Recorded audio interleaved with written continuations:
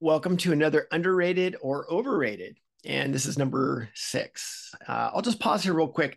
Thanks to everybody for writing in or giving some notes on these. I was originally only going to do 4 or 5 of these. But yeah, I've got enough feedback where I've got enough content for a bunch more. And people seem to like them. So if you like them, great. Write in, give me some more things to play around with. These are certainly fun topics.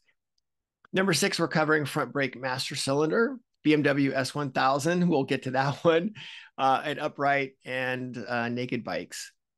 So front brake master cylinder, underrated or overrated? Yeah, really underrated. And there's actually 2 reasons why. One is, the front brake is the most powerful component that we really have on the bike mechanically, and we need a front brake system that's going to give us consistent and strong strong braking. And a lot of time the OEMs just honestly they're just not up to scratch, right? They're for whatever reason they're just not able to handle track duty.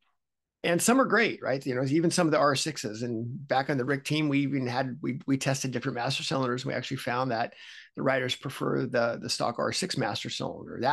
That is an outlier, but I mean that's part of the deal. So the first thing is we want a master cylinder that gives us consistent performance and doesn't fade out. That's huge. And a lot of times it's lacking. Like for instance, my GSX-R 1000, I can only do a handful of laps, regardless of the fluid that I put in it, regardless of all the different things. The thing would just go away, and it just never worked or worked well. And so I could never get the consistent, strong braking that I liked. I'd get it for a lap or two, and then it would fade off. So the first part of this is we need a master cylinder that provides consistent track performance.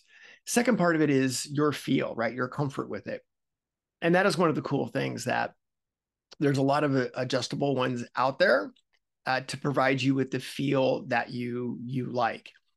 And I encourage you to try the feel on different ones, whether it's you're sitting in the pits with your buddies, whatever it might be. But yeah, try them, right? So try a Brembo, try all the different brands, try them on different ratios. And that's why they're customizable. So I think the front brake master cylinder is underrated because, one, braking performance, but two, your personal feel and your personal comfort. And if you're going to be more comfortable, you're just more apt to use it and trust it quite a bit more. So this is interesting. BMW S1000RR. I had multiple people ask me about this. I mean, basically, do I need a BMW S1000RR to be a good track rider? Is sort of the paraphrasing on it.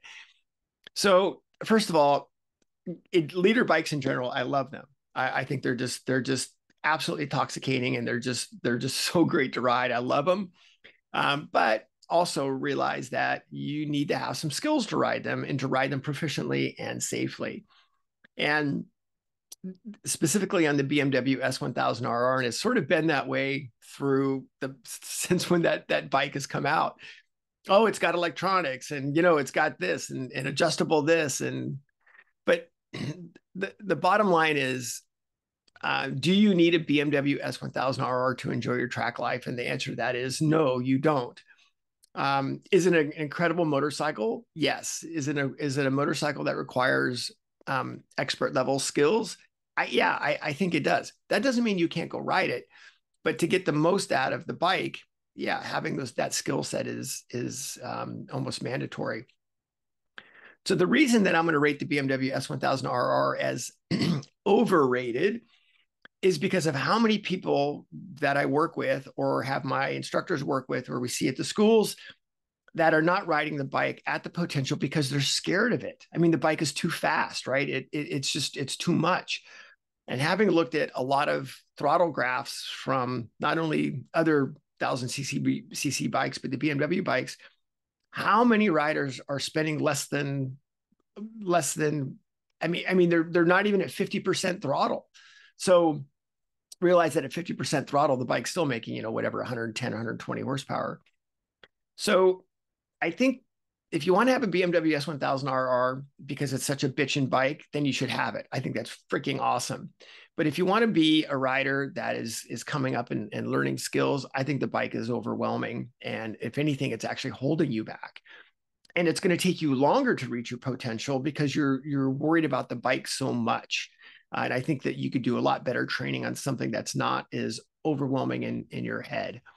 Again, BMW S1000RR, I'd love to have one. Oh my gosh, they're the best, but realize it also takes a skill set to get the most out of the bike. And the last thing on that is the electronics. Oh my gosh, it's got such advanced electronics. I'm not going to crash. Bullshit. No, you can crash a BMW S1000R just like you can crash anything. You can high side one just like you can high side anything. So you can talk yourself into the electronics part, but yeah, no, it's a bunch of crap. Okay, upright or naked bikes, underrated or overrated? Yeah, completely underrated. And the reason being is, and I'm not going to get into this, isn't a a brand versus whatever, but it's mainly on the ergonomics side. And we really didn't learn this lesson until whatever it was, 2009, Yamaha school, when we got a fleet of FC1s, and we realized, while it's great to ride sport bikes all the time, when you're on a motorcycle 5 to 8 hours a day, sport bikes kind of get they get a little bit tiring. So the upright bikes really allowed us to be a little bit fresher on our bikes throughout the day, and they're just absolutely a blast to ride. And so for some people that are ergonomically challenged, meaning, right, they struggle with getting weight off of their arms, or they struggle with getting either physical fitness or whatever it might be, man, upright bikes are the way to go. They're absolutely fantastic. And the performance of these bikes nowadays is freaking insane.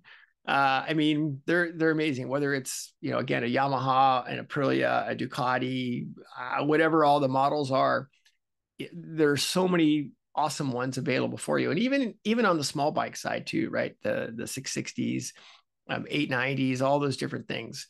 So yeah, I'm a big upright bike fan, mainly because it's made riding more enjoyable, right? So I can ride the bike, I can stay fresher, and just enjoy being on a bike for a longer period of time. So there you go with underrated or overrated number 6.